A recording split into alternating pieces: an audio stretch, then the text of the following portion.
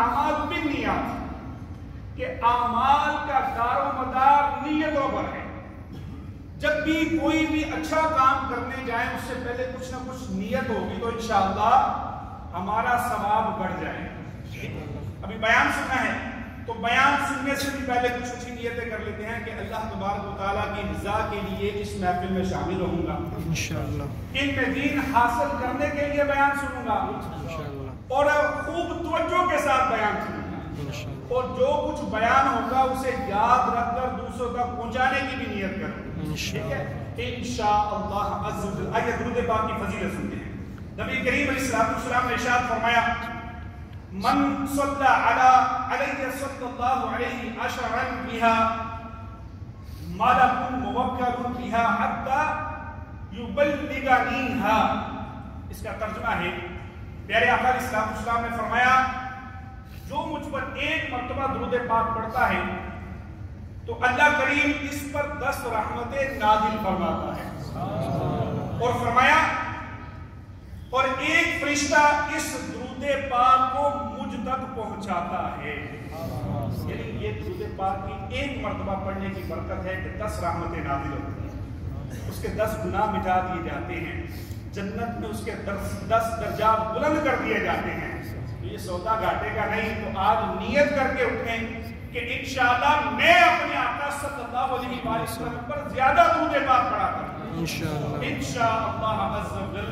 اللہ تعالی ہمیں درود پاک پڑھنے کی توفیق رفیق مرحمت فرمائے، آمین بجاہ النبی الامین صلی اللہ علیہ وسلم۔ اے عاشقان رسول، آج وہ عظیم الشان رات ہے کہ آج سے سینکڑوں سال پہلے اس رات زمین و آسمان کو سجایا جا رہا تھا، ستارے زمین کی طرف جھک رہے تھے، ہر طرف دھوم ہی دھوم مچی ہوئی تھی، جنت سجائی جا رہی تھی، فضائیں مہک رہی تھی، ہر طرف خوشیاں ہی خوشیاں تھی، کلیاں کھل رہی تھی، پھول مہک رہے تھے، ہر طرف بہار ہی بہار تھی، ہر طرف انوار و تجلیات کی بارش برس رہی تھی۔ اور مزے کی بات یہ ہے کہ یہ سارا اہتمام جن کے لیے ہو رہا تھا وہ دو جہان کے دلہا محبوب خدا صلی اللہ علیہ وآلہ وسلم اپنی چچا زاد بہن حضرت ام ہانی رضی اللہ عنہا کے گھر میں چین سے سو رہے تھے۔ اللہ اکبر۔ اے عاشقان رسول، آج معراج کی یہ عظیم رات ہے۔ آج کی رات فرشتوں کے سردار حضرت جبریل امین علیہ السلام بارگاہ رسالت میں حاضر ہوئے اور معراج کی خوشخبری سنائی۔ آج کی رات معراج کے دلہا امام الانبیاء صلی اللہ علیہ وآلہ وسلم نے مسجد اقصی میں تمام نبیوں اور رسولوں کی امامت کی فرمائی۔ آج ہی کی رات اللہ پاک نے اپنے محبوب نبی رسول ہاشمی صلی اللہ علیہ وآلہ وسلم کو آسمانوں کی سیر کروائی، جنت و دوزخ دکھائی، عرش پہ بلایا، اور آج ہی کی رات اللہ پاک نے اپنے سب سے محبوب نبی محمد عربی صلی اللہ علیہ وآلہ وسلم کو اپنا دیدار خاص بھی عطا فرمایا۔ سبحان اللہ۔ اب یہ ہے میرے آقا علیہ السلام کا عظیم معجزہ، یعنی میرے آقا علیہ السلام نے اپنی جاگتی ہوئی آنکھوں سے اپنے رب کا دیدار کیا۔ سبحان اللہ۔ اب دیدار کرنے کی تو دیگر انبیاء کرام کی بھی خواہش رہی تھی، جس طرح جناب موسیٰ علیہ السلام نے عرض کی ربی ارنی، اے اللہ میں تجھے دیکھنا چاہتا ہوں، اے اللہ میں تجھے اپنی آنکھ سے دیکھنا چاہتا ہوں۔ تو اللہ کریم نے کیا فرمایا؟ اللہ کریم نے فرمایا لن ترانی، اے موسیٰ تم نہیں دیکھ سکتے۔ یہاں پر ایک نقطہ غور کرنے والا ہے کہ اللہ نے فرمایا اے موسیٰ تم نہیں دیکھ سکتے۔ اب یہاں پر یہ نہیں فرمایا گیا کہ اے موسیٰ مجھے کوئی دیکھ نہیں سکتا، بلکہ اللہ تعالیٰ نے فرمایا اے موسیٰ تم نہیں دیکھ سکتے۔ تو جناب موسیٰ علیہ السلام نے عرض کیا تو مولا پھر تجھے کون دیکھے گا؟ تو اللہ کریم نے فرمایا اے موسیٰ مجھے میرا حبیب دیکھے گا۔ سبحان اللہ۔ اب یہاں پر جناب موسیٰ علماء کرام محدثین نے لکھی ایسی تشریح، جناب موسیٰ علیہ السلام نے سوال کیا اے مولا انا کلیمک و محمد حبیبک فما الفرق بین الحبیب والکلیم، اے مولا میں تیرا کلیم۔ جناب موسیٰ سوچتے تو ہوں گے نا کہ میں کلیم، مجھ سے کلام کیا، مجھے شریعت عطا کی، مجھے رسالت عطا کی، مجھے دیدار نہیں ملے گا، انہیں دیدار عطا کرے گا۔ فَمَا الْفَرْقُ بَيْنَ الْحَبِيبِ وَالْكَلِيمِ، اے مولا حبیب اور کلیم میں فرق کیا ہے؟ تو اللہ کریم نے فرمایا اے موسیٰ تو میرا کلیم ہے، گھر سے چلتا ہے، وادی مقدس طوا میں آتا ہے، نالین تحل کا آتا ہے، مجھ سے ہم کلام ہونے کا اعزاز حاصل کرتا ہے، طالب دیدار بنتا ہے، میرے دیدار کی طرف لے کر آتا ہے۔ لیکن موسیٰ وہ میرا حبیب ہوگا، ام ہانی کے گھر آرام کر رہا ہوگا، 70,000 ملائکہ کو جبریل کی قیادت پہ بھیجوں گا، جبریل کی کافوری ہونٹوں سے محبوب کی تلیاں چٹوا کر، محبوب کو براق پہ سوار کر کے، محبوب کو انبیاء کی امامت کا تاج عطا کر کے لامکہ پر دنا فتدلہ فکان قاب قوسین کے مقام پر محبوب کو بلا کیف اپنا دیدار عطا فرماؤں گا۔ سبحان اللہ۔ فرق مطلوب و تاریخ کا دیکھے کوئی، قصہ ہے پورا معراج سمجھے کوئی بے ہوش اور جلووں میں گم ہے کوئی، کس کو دیکھا یہ موسیٰ سے پوچھے کوئی، آنکھ والوں کی ہمت پہ لاکھوں سلام۔ یہ مقام میرے مصطفیٰ صلی اللہ علیہ وآلہ وسلم اللہ کریم نے عطا فرمایا، یوں ہی نہیں فرما دیا لقد کان لکم فی رسول اللہ اسوۃ حسنہ، ہاں اللہ کریم نے اپنے محبوب کی زندگی کو ہمارے لیے بہترین نمونہ جو قرار دیا۔ جتنے نبی آئے، جتنے رسول آئے، جتنے پیغمبر آئے، سب کی دعوت، سب کی تبلیغ، سب کا اعلان برحق ہے، لیکن اگر آج نجات ہے تو مصطفیٰ صلی اللہ علیہ وسلم کی اتباع میں ہے۔ اور یہ بھی یاد رکھیے کہ جس دور میں جب کبھی بھی اللہ کریم نے جس نبی کو بھیجا ہے وہ معجزہ دے کر بھیجا ہے۔ کیوں؟ کہ محدثین نے لکھا کہ معجزہ نبوت کی دلیل ہوا کرتا ہے۔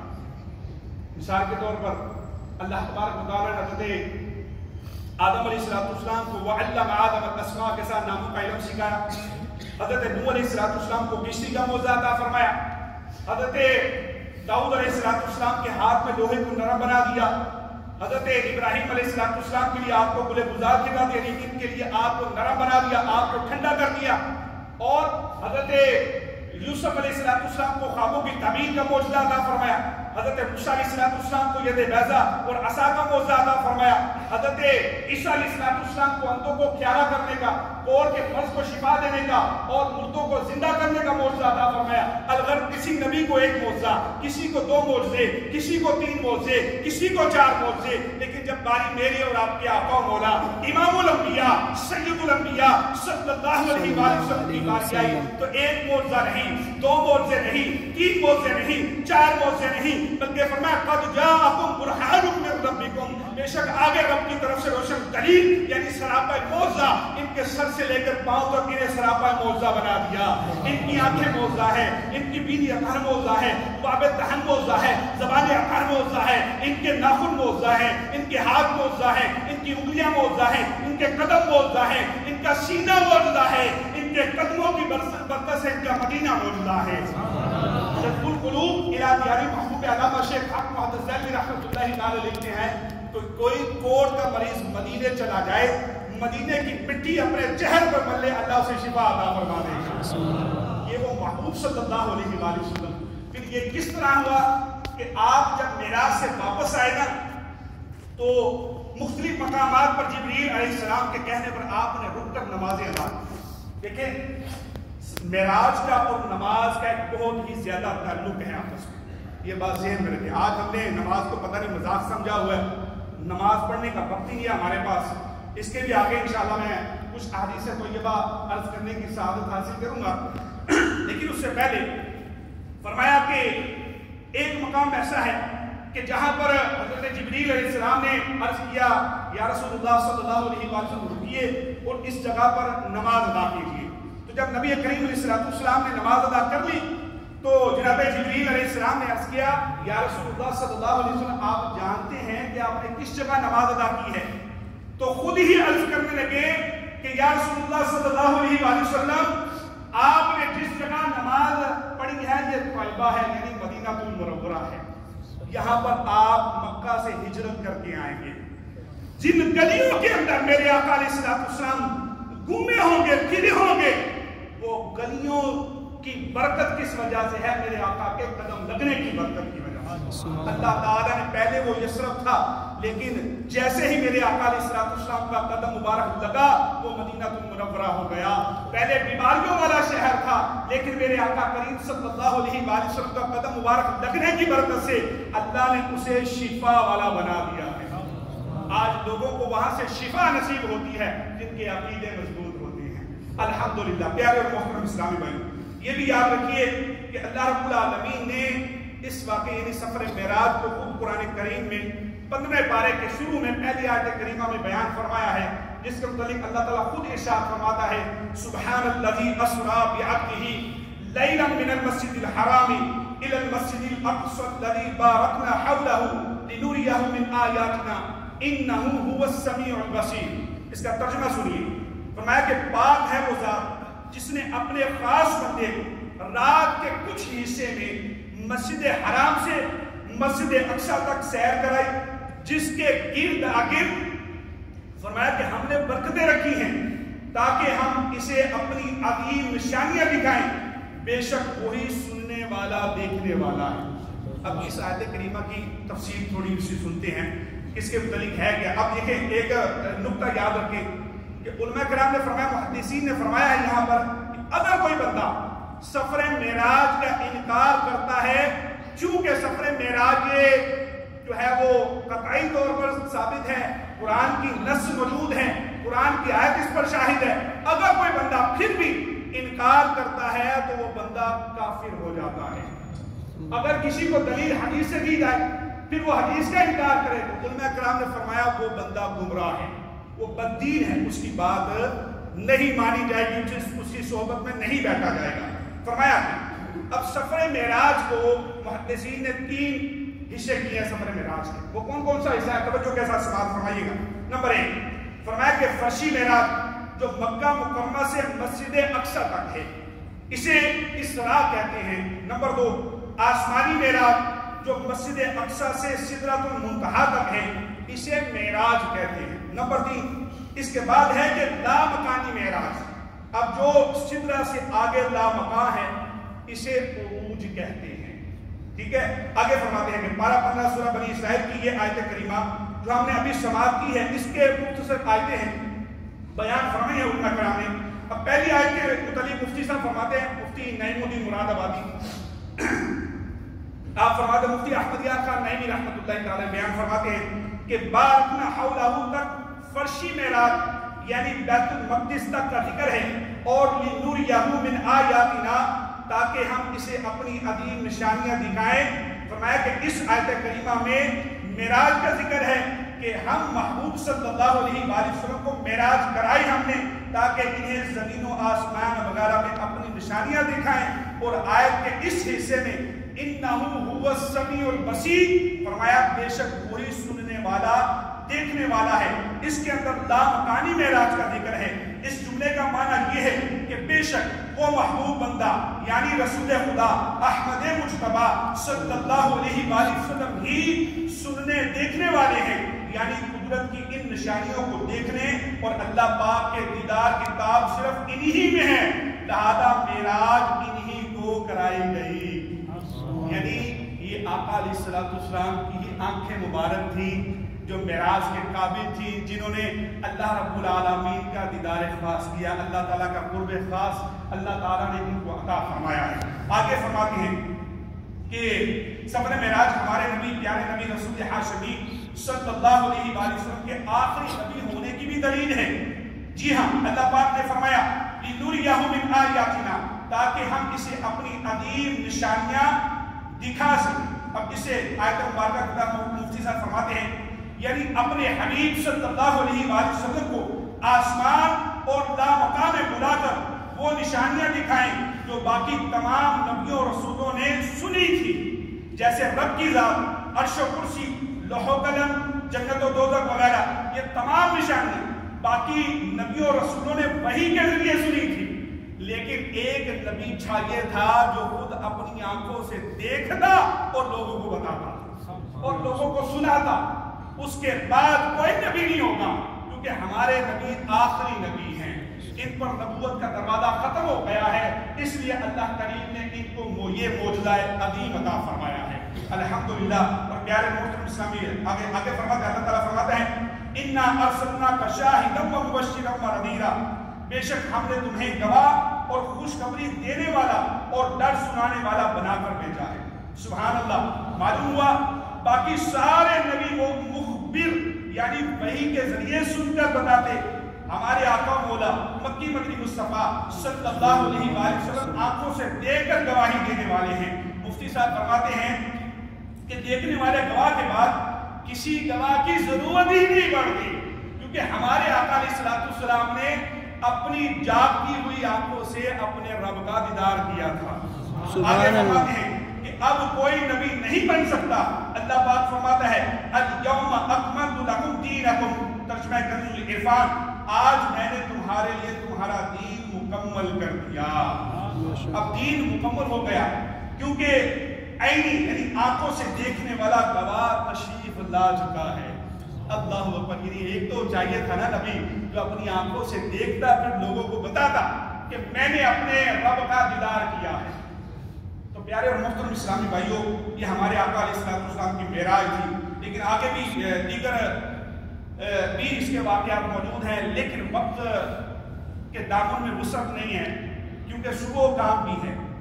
لیکن اگر آپ چاہتے ہیں کہ سفر معراج پورا کمپلیٹ آپ پڑھیں تو اس کے لیے آپ کو مکتبۃ المدینہ سے آقا علیہ السلام کا سفر معراج یہ کتاب لینی ہوگی، اس کو پڑھنا ہوگا، بلکہ آپ کے پاس نیٹ موجود ہے، آپ www.dawat-islami.net پر جائیں، بک لائبریری پر جائیں، ادھر جا کے یہ فری آپ ڈاؤن لوڈ کر سکتے ہیں، ریڈ بھی کر سکتے ہیں، پڑھ بھی سکتے ہیں، اور اس کو کھول اپنے یعنی اس کے اندر ڈاؤن لوڈ بھی کر سکتے ہیں موبائل کے اندر پی ڈی ایف کے ذریعے۔ تو یہ بڑی آسانی چیز ہے الحمدللہ۔ دعوت اسلامی نے اس وقت آپ کے لیے آسان بنا دیا ہے، لیکن ہمارے پاس وقت ہی نہیں ہے اسٹڈی کرنے کا۔ جیسے ہمارے مبلغ فرما رہے تھے ABC کے آگے ہم نے بڑھنا نہیں ہے۔ یہ مثال دے رہے ہیں، دنیا میں مثال ہے کہ آج ہمیں وضو کا مسائل نہیں پتا، وضو کے فرض نہیں پتا، غسل کے فرض نہیں پتا، پھر ساتھ بعد کہیں بڑی رات آتی ہے تو ہم نے صلاۃ و تسبیح پڑھنی ہوتی ہے، وہ کیسے پتا چلے؟ نماز تو 5 وقت پڑھنی ہے، نماز کے جو فرض ہیں، نماز کی شرائط ہیں، نماز کے واجبات ہیں، وہ کب سیکھیں گے؟ یہ دعوت اسلامی آپ کو پلیٹ فارم مہیا کر رہی ہے الحمدللہ۔ ہر سال آپ آتے ہیں الحمدللہ، اللہ کے فضل و کرم سے اللہ تعالیٰ نے ہمیں یہ بھی رات عطا فرمائی، آئندہ بھی اللہ کی بارگاہ میں دعا کرتے ہیں کہ اللہ تعالیٰ ہمیں ایسی عظیم راتیں عطا فرمائے اور ہمیں علم دین حاصل کرنے کے موقع عطا فرمائے۔ ہر وقت دعوت اسلامی آپ کو موقع فراہم کر رہی ہے، لیکن ہم سیکھنے والے نہیں۔ دعوت اسلامی الحمدللہ اس وقت 100 سے زائد شعبہ جات پر دین مدین کی خدمت کر رہی ہے، لیکن ہم دور ہو کے دعوت اسلامی کو دیکھتے ہیں۔ کبھی آپ قریب آئے نا دعوت اسلامی کو، قریب آ کر دیکھیں دعوت اسلامی ہے کیا، دعوت اسلامی کیا کر رہی ہے، پھر آپ کو پتا چلے گا میری دعوت اسلامی کیا ہے۔ میری دعوت اسلامی سنتوں پر عمل کرنا سکھا رہی ہے، میری دعوت اسلامی سنتوں سے محبت کرنا سکھا رہی ہے۔ ارے جس سنت کے متعلق میرے آقا علیہ السلام نے فرمایا تھا من احب سنتی فقد احبنی ومن احبنی کان معی فی الجنہ، فرمایا جو مجھ سے محبت کرتا ہے، جو میری سنت سے محبت کرتا ہے وہ مجھ سے محبت کرتا ہے، فرمایا جو مجھ سے محبت کرتا ہے کان معی فی الجنہ، وہ جنت میں میرے ساتھ موجود ہوگا۔ میرے پیر صاحب فرماتے ہیں تیری سنتوں پہ چل کر میری روح جب نکل کر چلے تم گلے لگانا مدنی مدینے والے ہیں۔ بلکہ کسی کا شعر ہے کہ لحد میں عشق رخ شاہ کا داغ لے کر چلے، اندھیری رات سنی تھی چراغ لے کر چلے۔ جب قبر میں جائیں گے نا تو پھر پتا چلے گا کہ اندھیری کوٹری ہوگی، کوئی ساتھی نہیں ہوگا، میں ہوں گا، میرے اعمال ہوں گے، وہ اچھے ہوں گے یا برے ہوں گے۔ لیکن جب دنیا میں نبی کریم علیہ السلام کی سنتیں اپنا کر قبر میں جائیں گے نا تو پھر قبر میرے آقا علیہ السلام کی سنتوں سے روشن ہو جائے گا۔ سبحان اللہ۔ پھر وہاں گھبراہٹ نہیں ہوگی، بلکہ میرے آقا علیہ السلام کا جلوہ زیبا بھی دکھایا جائے گا۔ سبحان اللہ۔ یہ سنتیں سکھا رہی ہے دعوت اسلامی۔ ایک شعبہ ہے دعوت اسلامی کا FGR، یہ بڑا منفرد شعبہ ہے۔ یہ کیا کرتا ہے، اس کی کیا خدمات ہیں؟ جہاں کہیں میرے آقا علیہ السلام کی امت پریشان ہے، مصیبت میں گرفتار ہے، پر وقت یہ FGRF والے پہنچتے ہیں اسلامی بھائی ان کی خدمت کرتے ہیں۔ ابھی فلسطین کا حال دیکھ لیں، فلسطین کے اندر کتنی مشکل ہے لیکن فلسطین کے اندر کھانا مہیا کر رہی ہے الحمدللہ دعوت اسلامی، اور ٹینٹ جن کو ٹینٹ چاہیے ان کو ٹینٹ بھی مہیا کر رہے ہیں الحمدللہ دعوت اسلامی. یعنی اتنے مشکل وقت میں بھی دعوت اسلامی نے اپنے مسلمان بھائیوں کو نہیں چھوڑا. یہ ہے آپ کی دعوت اسلامی. علماء کرام پیدا کر رہی ہے دعوت اسلامی، حفاظ پیدا کر رہی ہے دعوت اسلامی. لیکن ہم دور کیوں ہیں پیارے اسلام بھائی؟ ہم اس کے قریب آئیں. یہ یاد رکھیں کہ ایک وقت ایسا آئے گا کہ سنت پہ ابھی بھی وہ وقت ہے، لیکن ایک اس سے بھی بڑھ کر وقت آئے گا کہ سنت اپنانا بہت مشکل ہو جائے گا. لیکن جو بندہ، میرے آقا علیہ الصلوۃ والسلام کا فرمان حدیث کا مفہوم ہے، جو بھی بندہ اس پرفتن دور میں میری ایک سنت کو زندہ کرے گا اللہ اسے 100 شہیدوں کا ثواب عطا فرمائے گا. اور فرمایا دوسرا، اسے برود قیامت اپنے عرش کا سایہ نصیب فرمائے گا. اگر اس نفسی کے عالم میں جب سورج سوا مین پہ رہ کے آپ برسا رہا ہوگا، زمین تانبے کی طرح دہک رہی ہوگی، پرسان حال نہیں ہوگا، لیکن اس وقت جس نے نبی کریم علیہ السلام کی سنتوں کو اپنایا ہوگا، ان کی سنتیں اپنا کر زندگی گزاری ہوگی، تو اس وقت بھی اللہ تعالیٰ اس بندے کو اپنے عرش کا سایہ عطا فرمائے گا. آج الحمدللہ دعوت اسلامی سنتوں کو عام کر رہی ہے الحمدللہ. تو میں کب دعوت اسلامی کا ساتھ دوں گا؟ یہ اب سوچنے والی بات ہے. اللہ کرے ہمیں اس کی سمجھ آ جائے، ہم اس کے دائی بن جائیں، اس کے ساتھ وابستہ ہو جائیں. آگے رمضان شریف آنے والا ہے، رمضان میں اعتکاف ہوتا ہے، تو میرے آقا علیہ الصلوۃ والسلام کو آخری عشرے کا اعتکاف بڑا محبوب ہوتا. یہ سنت ہے میرے آقا علیہ الصلوۃ والسلام کا آخری عشرے کا اعتکاف کرنا سنت ہے ان کا. تو انشاءاللہ اس میں بھی سنتیں سکھائی جائیں گی، قرآن درست انداز کے ساتھ پڑھایا جائے گا. نماز کیسے پڑھنی ہے وہ نماز بھی بتائی جائے گی، جس نماز کے متعلق ہمارے آقا علیہ الصلوۃ والسلام نے فرمایا جعلت قرۃ عین فی الصلاۃ، اللہ نے نماز میں میری آنکھوں کی ٹھنڈک رکھی ہے. آج جس نماز کو چھوڑے بیٹھے ہیں، بھولے بیٹھے ہیں، المختصر. کل کسی کو میں نے بولا بھائی نماز پڑھ لیا کرو 5 وقت، کہتے ہیں اللہ معاف کرنے والا ہے، اللہ معاف کرنے، بے شک اللہ معاف کرنے والا ہے. لیکن یہ یاد رکھیں کہ دیکھیں اللہ نے حکم دیا 5 وقت نماز پڑھنے کا. جب اللہ کا کہنا نہیں مانیں گے پھر امید بھی رکھیں گے یا اللہ تیری نافرمانی کرتے ہیں لیکن تو بڑا کریم ہے، تو بڑا کریم ہے، ہمیں معاف کر دے گا بھلے تیری نافرمانی کرتے ہیں. یہ کیا کیسی بات ہے؟ مثال دی میں نے، ایک بادشاہ اپنا وزیر رکھا، اس کو سیلری دیتا ہے، سارا کچھ دیتا ہے، لیکن بادشاہ کہتا ہے فلاں کام کر دے. نہیں بادشاہ سلامت، تو بڑا رحیم ہے، تیرے دل میں بڑا جو ہے وہ سخاوت موجود ہے، تو مجھے پتہ معاف کر دے گا، تیرا کہنا نہیں میں مانوں گا، تو مجھے سیلری بھی دے گا، تیرا کہنا نہیں مانوں گا. کیا بادشاہ اسے نوکری میں رکھے گا؟ اٹھا کے باہر پھینک دے گا، اس کی جگہ دوسرا لے آئے گا. پیارے اسلام میں نماز کا اللہ نے حکم دیا ہے، خدا را نماز کی طرف آئیں، سنتیں اپنائیں، انشاءاللہ دنیا بھی سنورے گی، آخرت میں بیڑا پار ہو جائے گا. گاہے بگاہے آپ دعوت اسلام کے اجتماعات میں جاتے رہیں، مدنی چینل کو عام کریں، مدنی چینل کو اپنے گھر میں چلائیں اور خود بھی مدنی چینل کو دیکھیں. اللہ رب العالمین جل مذہب کریم کی بارگاہ میں دعا ہے اللہ تعالیٰ ہمیں عمل کا جذبہ عطا فرمائے، سنتیں اپنا کر زندگی گزارنے کی توفیق عطا فرمائے. آمین بجاہ النبی الامین صلی اللہ تعالی علیہ وسلم. صلو علی الحبیب صلی اللہ تعالی علیہ وسلم. ابھی دعا ہوگی.